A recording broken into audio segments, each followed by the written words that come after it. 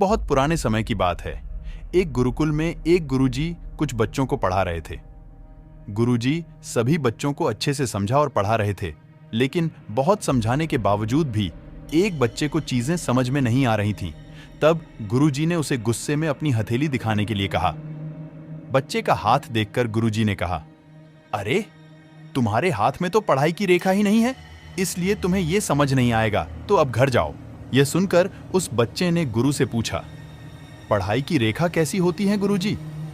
गुरु ने दूसरे बच्चे की हथेली दिखाते हुए कहा, ऐसी होती है पढ़ाई की रेखा जो कि तुम्हारे पास नहीं है।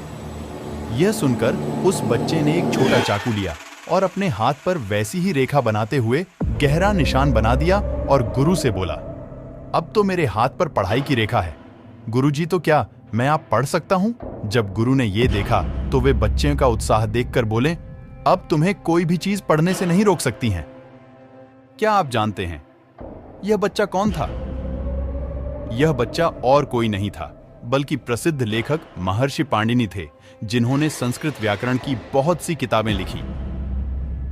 तो दोस्तों, आप लोगों को भी अपनी जिंदगी में अपने सपनों के लिए इस बच्चे की तरह ही निडर और अपने इरादों को पक्का रखना होगा, चाहे फिर दुनिया आपसे कुछ भी क्यों ना कहे।